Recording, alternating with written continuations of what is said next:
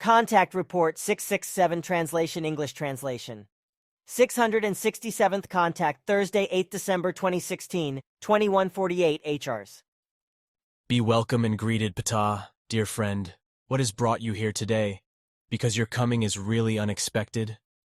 And yes, it was also not planned that I would come here again as early as today, but there is something arising that I must discuss with you, something which is really important. But you too be greeted, Eduard, my friend. If it is that important, then Yes, but it is not official. that only really changes that much. That we only talk about it among ourselves, and then the whole thing will not be retrieved and not written down. But since it seems to be really very important, you might as well immediately start with what you have to bring up. And that is what I want, and it is really very important because The whole thing is really not for the ears of the public, because it would provoke anxiety. But how?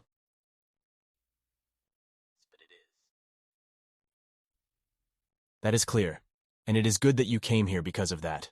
Revealed and explained everything, and that we could discuss it deeply. That was indeed important, as you said. it has now all been a bit long-winded if you therefore do not have anything else. Actually, I do, and the more than 1 hour we have now spent talking has not discouraged me from asking my questions, which I still have, which I had, however, not intended to bring up with you today, but during your next visit, which I had not expected until 15th December for the correction of the contact reports, as you announced on 5th December. But since you are asking about it now, I want to ask the following. What will take place now concerning the imbecility in the USA with the recounting of the electoral votes for Trump, whereby Mrs. Clinton was also involved in the hope that she would still come to the helm? Is that now off the table for good? The case is absolutely clear, following which Trump of the right is elected as President of the USA, and that without hacking and vote rigging or miscounting of ballots, as is maliciously claimed by all the Clinton hangers-on. Trump will not be made uncertain by these dirty machinations, just as he will also select his co-workers to suit his mind, despite all evil hostilities against him and his decrees, something that will create plenty of evil aggressions among the Republicans and also among the Democrats. And this is related to the fact that Trump is Russia-friendly and tends to have peaceful relations with Russia, which is why he will appoint as Secretary of State a man named Rex Tillerson, who is a friend of Russian President Putin, namely the head of the largest Texan, that is to say American Energy, group, meaning mineral oil group of ExxonMobil.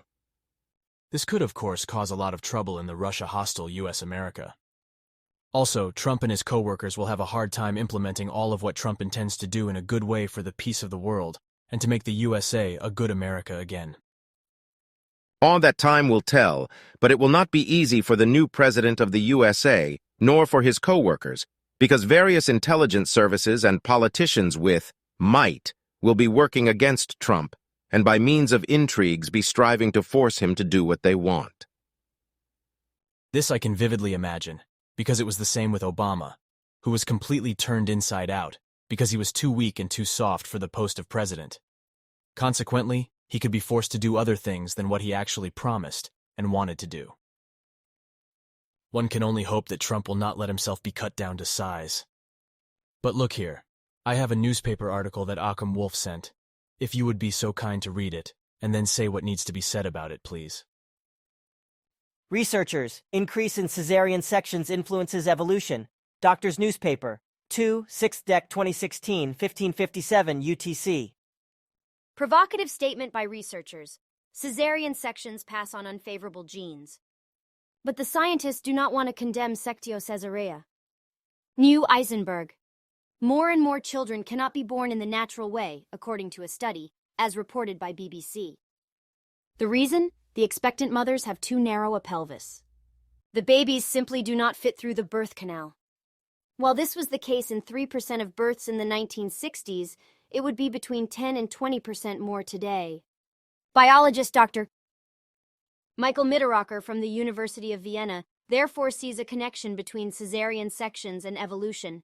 In the past, women with too narrow a pelvis and their children would have died during the birth. Thus, they would not have passed on the genes for a too narrow birth canal. That is, from an evolutionary perspective, selection, says Mitterrocker. Babies are getting bigger and bigger. The feasibility of giving birth to such children by cesarean section would therefore influence the evolution. The trend would be towards larger newborns, without the mother's pelvises becoming larger. Mitterrocker believes that the evolutionary trend will continue, albeit only very slowly, and that the majority of babies can still be born naturally. Ajo. What is written here corresponds effectively to the facts, although various other factors are not mentioned, including the resulting atrophy of the values of life that are necessary for the existence of life. The lives of those born by cesarean section will over time become more and more difficult to live, because in future times many will increasingly lose the life sense and become more inconstant in life, which will in fact have to do with a continuous weakening of life. If they are unable to share all that they do every day with a single human being on the earth, then it will be bad for them. If the ones born by cesarean section would in coming times have to decide everything on their own and would not get any help from others, then their life would become a torment. The life must always be worth living, but much of what is worth living is over the course of time lost through degeneration, if no natural birth takes place, which is for every human being of earth as important as the air to breathe. It is an effective fact that human beings are social beings, who can only lead a happy, satisfied, and life-worthy life in the community with other human beings, and this is also only feasible if the human beings are, on the whole, of an equal nature. Through cesarean section, however, the human beings change in multifarious regards. Consequently, discrepancies arise between the ones born by cesarean section and the ones born normally, and this also in a physical respect, as well as that the women become more and more incapable of still giving normal births because, as described in the article, their birth canal becomes narrower and narrower. Descendants who, because of this, have to be born by a cesarean section suffer multifarious disadvantages, and namely, among other things, also in moral and physical respects, where through genetically inherited they become more and more inconstant in life and increasingly disadvantage themselves with regard to social relations. But this does not only happen to human beings who are born by cesarean section, but also to those born normally, because a degeneration is spreading ever worse among the newer and new generations of human beings of Earth, which has the consequence that more and more malignant excesses and perversions come about in the line of succession. The social relationships of a human being are, however, of great importance, because these have a decisive effect on the health and the general well-being, as well as on the ever more precarious dealings with fellow human beings. The community in this way becomes more and more the disturbing factor of one's own indefinable interests, because the indifference towards all and everything, so also with regard to the human beings in general, becomes more and more pronounced. Good and honest relationships are the basis for a life worth living, but the unconcernedness leads to a lack of support from others in their lives because, gene-wise, more and more often an aversion against one's own genus is transferred to the descendants who are born by cesarean section. This is because the latter can, due to the cesarean section, no longer pass through the necessary processes of the normal birth and consequently cannot withstand the very necessary factors that come about through the normal childbearing, and make the human being capable of living in multifarious respects. If the descendants born by cesarean section want to change their lives towards the positive, then the longer, the more they lack the necessary prerequisites for this, which are conducive to this, but which cannot be built up and only unnecessarily rob the life itself of energy. So whether their life is worth living or not depends on the manner in which they were born, and then above all on how they value their own life situation, which they perceive as fortune or unfortune. However, whether the ones born by cesarean section are able to turn their life around and build up a good quality of life, that depends in every case on their own initiative, which they have to build up to a much greater extent in themselves and make use of than those born normally. But while I am on this subject, I would also like to take my responsibility regarding and kindly ask you to speak and explain the following. Your justifications may certainly be true, as well as your worries, all of which I can understand. Therefore, I will grant your wish and talk to— And I was not expecting anything else because I know that you are also worried.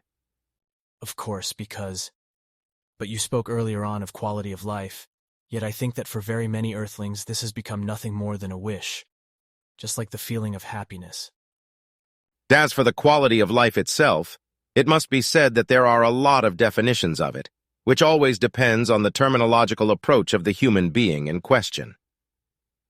If, for example, the quality of life is seen primarily as state of health, then this attitude can also be reflected in the definition applied by the human being, whereby the form of birth plays a significant role. Actually, it must be understood as the satisfaction with the life. Consequently, a definition is to be formulated that also expresses this satisfaction.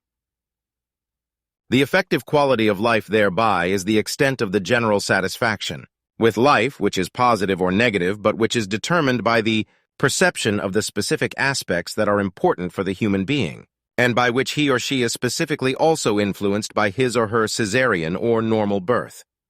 About this, however, the earthly scientific community has not yet gained any cognition whatsoever, which is also why it cannot provide any cognitions about it, and also cannot be in agreement about it.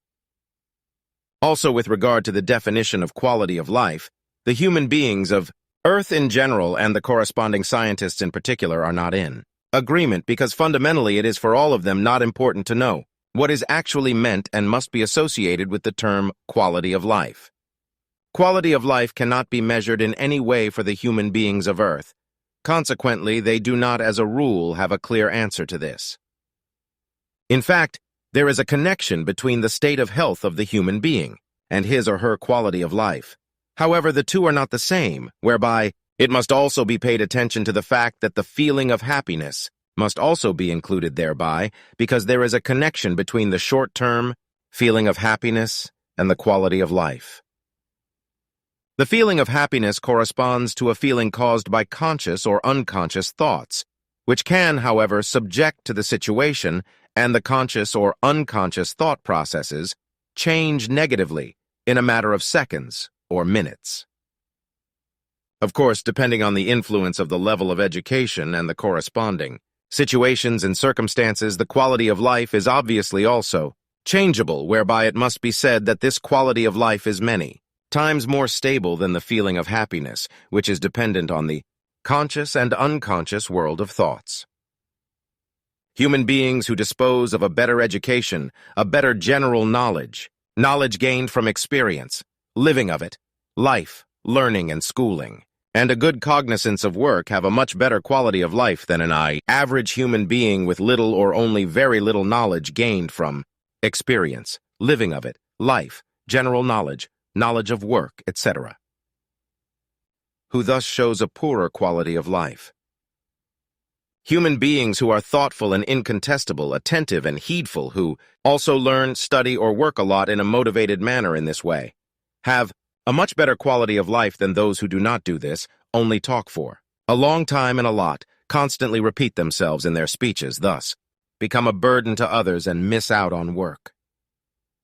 In the connection between the quality of life and the position in the working life, it arises, irrespective of the type of work, be it purely manual or consciousness-based, etc. And that a human being who carries out much and often work, and indeed also varied work, shows a much better quality of life than those who work ill-temperedly, carelessly, badly, or not at all, and indulge in idleness. With that you hit a nail on the spot, which applies to many Earthlings, especially in the present time, whereby, however, I think that this probably also has to do with the dwindling intelligence. Already your father Sva-Oth spoke of it. It was shortly after the World War in 1945, that due to the horrible war crimes of the Second and Third World Wars, that is to say the one from 1914-1918 and the one from 1939-1945, in the majority of earthly humankind, a gen-based negative influence would have arisen.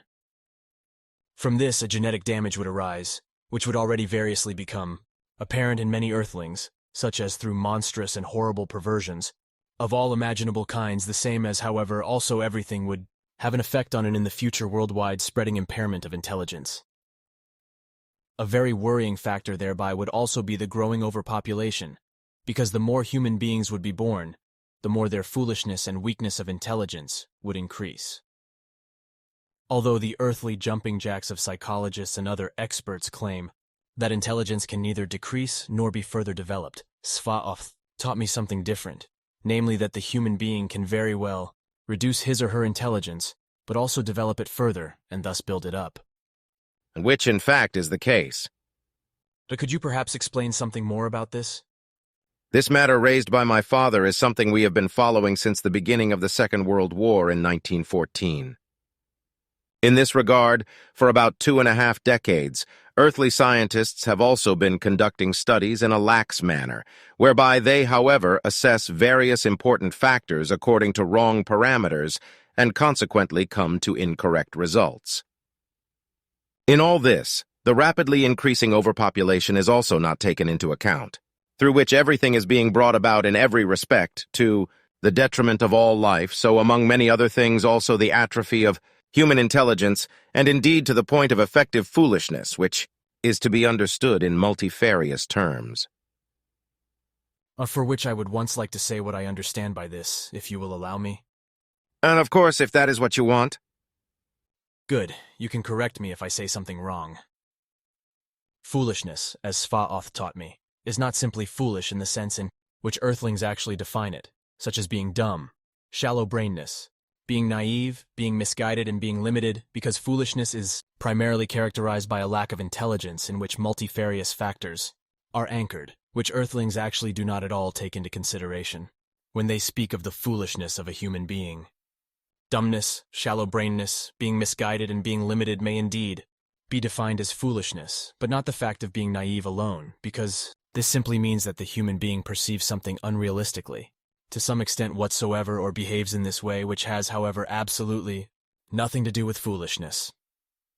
As actual foolishness resulting from weakness of intelligence, in my view, this is to be brought forward as collection of the following extreme factors: ignorance, primitiveness, inexperience, shallow-brainedness, alienation from reality, unintellect, unsageness, idiocy, thoughtlessness, unreasonableness, short-sightedness, limitedness, narrow-mindedness, lack of understanding, prejudice, bigotry, superficiality, intolerance, unimaginativeness, blunt consciousness, stupidity, rationalityless, senselessness, foolish talking, uneducatednesses, unknowledge, ignorance in literacy matters, poverty of knowledge, poverty of education, preposterousness, imperiousness, meaninglessness, absurdity, untalentedness, unskilledness, hybris delusion, nonsensicality, unknowledgeness, simple-mindedness, madness, ignorance, bumbling incompetence, gap of education, dullness and uninformedness, and so on.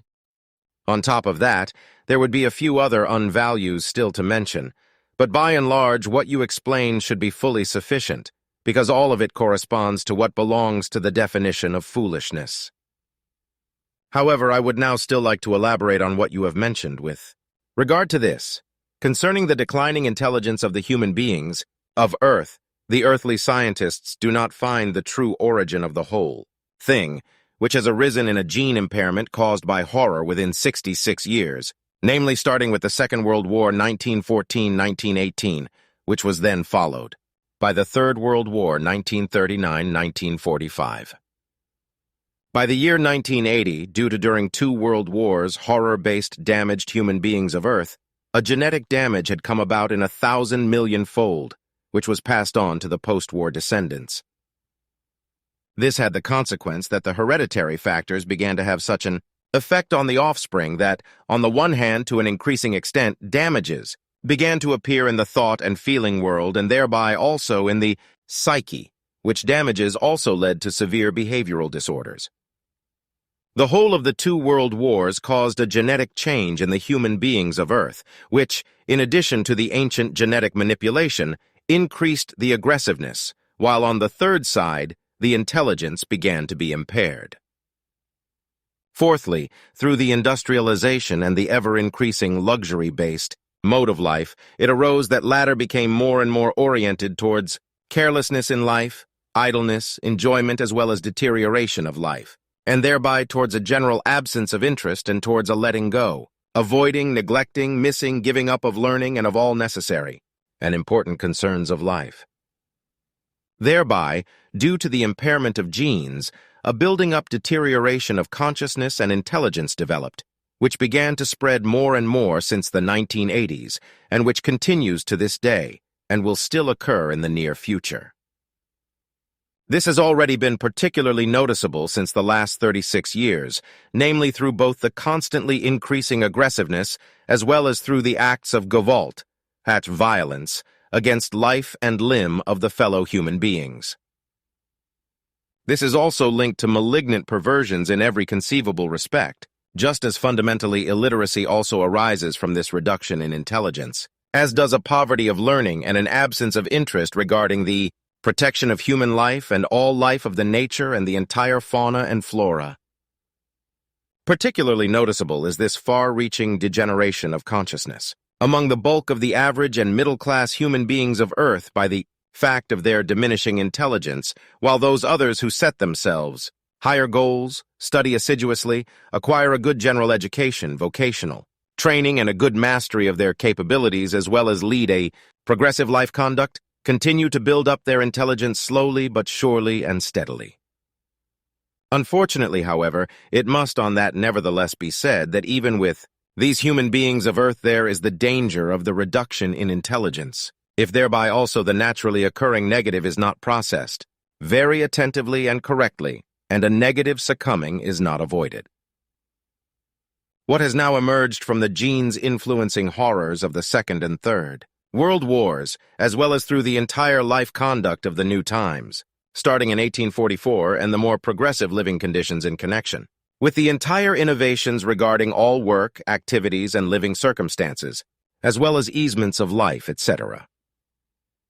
It has, for a period of 136 years in general, rapidly fostered the intelligence.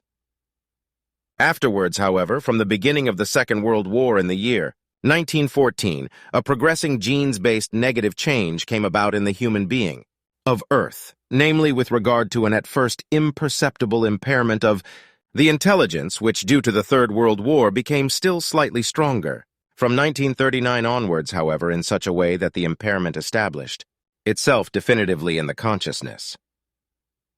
From this it came about that thus, since the beginning of the Second World War in the year 1914, within the period of about 66 years, namely until 1980, with regard to the intelligence of the majority of the human beings of Earth, imperceptible to the scientists, the factor of the weakness of intelligence, however continuously built up, which from that year onwards gave room to an intelligence reduction that slowly began to have a damaging effect. The reason that this fact was not noticed by the earthly scientists was based on the fact that only certain better social classes were observed and assessed, who, through better schooling, had a major increase in intelligence, to record something which manifested itself because of the rapid electronics, and technical as well as medical developments, which will also continue to be the case. Thereby, however, inspirational extraterrestrial powers also played a part to promote the overall development in every respect. Nevertheless, however, those human beings of Earth were also drawn into much that was negative in terms of consciousness, as a result of which they drifted more and more away from the humanness and from the true sense of life, wherethrough they too are at a disadvantage in these respects. And because their decline in intelligence in this respect, which also applied to the entire average and middle-class society, remained unnoticed for many decades, and their analysis was neglected, namely ever since 1914, when we were able to evaluate the first analyses of descendants, the whole thing has not become public. Nor has it been recognized or known to this day that the tremendous horrors of the war crimes and acts of war, etc., of the last two world wars have caused bad genes-based influences and resulting impairments of intelligence in the majority of human beings of Earth, just as has happened with all other acts of turmoil and war since time immemorial, but as a result of missing information to a much lesser extent, and is also happening at present time, but will also happen in the times to come. All these genes-damaging horrors are passed on to the descendants, triggering aggressions and a readiness to use Gewalt, violence, and cause the intelligence to deteriorate more and more, wherethrough an expanding devolution of intelligence arises.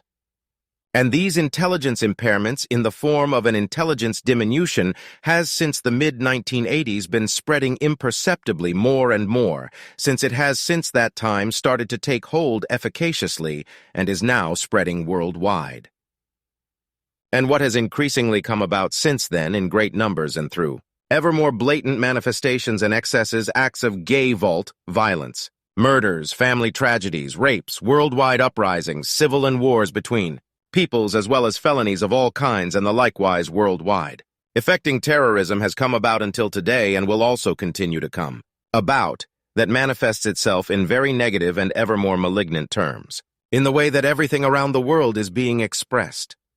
This is particularly noticeable in the industrialized countries, like especially in the whole of Europe and in the USA, wherein the societal average and middle classes, the education and intelligence of young persons and 30-45-year-olds of both sexes is becoming more and more precarious in a negative form.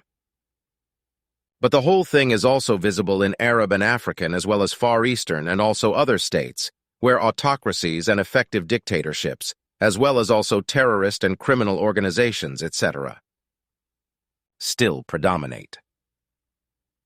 Thank you for your remarks and explanations. My question related to what is written in this article here, which I received from Achim Wolf. You should read this publication of 5th December, because the whole thing is roughly in line with what you have explained. So that was the reason. Good, then I want to read it. The Triumph of Stupidity. Human Intelligence is Rapidly Declining. Published on 5th December 2016 in World of Anonymous. From Deutsche Wirtschaftsnachrichten. And by 2050, the average IQ will drop to 86. Until about 10 years ago, the intelligence in the developed world was rising because of improving living conditions. But this trend now seems to be reversing. The global poverty prevents education. The mental, note, consciousness-based inactivity of broad sections of the population is increasing. The governments benefit from this development because they can manipulate the citizens more easily. While the world population is rising, the global intelligence quotient, IQ, seems to be falling. In the 1950s, the average human IQ reached its peak for the time being. Since then, it has already fallen by 3 percentage points, and researchers expect a further decline of the human intelligence. This disproves the so-called Flynn effect, according to which the humankind is becoming ever more intelligent. In a study, Michael A. Woodlea, Jan te Nijenhuis, and Reagan Murphy tested the reaction time of human beings of today compared to the Victorian era. Reaction time is considered an indication of IQ. Their result? In the late 19th century, the reaction time to a given stimulus averaged 194 milliseconds. In the year 2004, the span was 275 milliseconds. 200 years ago, human beings therefore had a better reaction time than today, which is seen as an partial aspect of a higher intelligence. The University of Hartford has published a calculation that results in the average IQ for the year 2011 being 88. 54, a significant drop compared to the preceding years. Studies in countries such as New Zealand, Australia, Brazil, and Mexico have shown that there is a direct correlation between population growth and the decline in IQ. It is assumed that the average IQ will fall to 86. 32 by the year 2050 if the world population grows at a sustained high pace. In 1950, it was still at 91. 64, more than 5 points higher. Perhaps there is also a direct link between the decline in IQ and poverty rates. The poverty rates today are at a historically high level. As a result, many human beings are deprived of the educational chances. They cannot offer their children the possibility to develop at a high level. The relationship between education and intelligence is a topic of controversial debate in academia. However, the cognition that a higher education has effects on the intelligence quotient has meanwhile become generally accepted. An interesting example was provided some time ago by the neuroscientists Daniel Ansari from the University of Western Ontario and Harvard professor Aaron Berkowitz. Using an improvisation task, they proved that the brain activity of musically educated test persons is different and leads to better results than that of musical laymen. The results were confirmed by other studies, for example, in Austria. The researchers believe that the results do not only apply to the field of music, but also to other industries. Especially in creative industries, education is a decisive prerequisite for solving complex tasks. In the year 1988, Robert Flynn published the book, The Flynn Effect. The Flynn effect is the term used to describe the rising IQ in many Western countries between 1930 and 1980. Flynn explains the growing intelligence as a result of the better food and living conditions, as well as the better promotion of children. Flynn thereby distinguishes between the phenotypic, environmental intelligence, and the genotypic, inherited intelligence. He already discovered that the genotypic intelligence drops by 0.57 points per generation. In the developed world, until about 10 years ago, the decline in the genotypic intelligence was compensated by an increase in the phenotypic intelligence. In this context, it is worth noting, for 10 years, the IQ has apparently also been declining in the developed world. This is shown, for example, by studies in Denmark. There, the military fitness of all young men is examined, even if only some of them actually carry out the military service. This examination also includes an IQ test. Since 1998, the scores have dropped by an average of 1.5 points, reports the New Scientist, and this despite the fact of continued favorable living conditions in the prosperous country of Denmark. And the findings listed in this article correspond to that which reflects the facts and what I have also said. While it is written that the topic is subject to a controversy with regard to education and intelligence, it is nevertheless to be expected that in the course of time it will be realized that education really widens the intelligence. Hence, we can end this topic. It will, however, be sure that whatever antagonists there are will again rant against it. And that will be so, but let us now talk of something else that shall remain among us.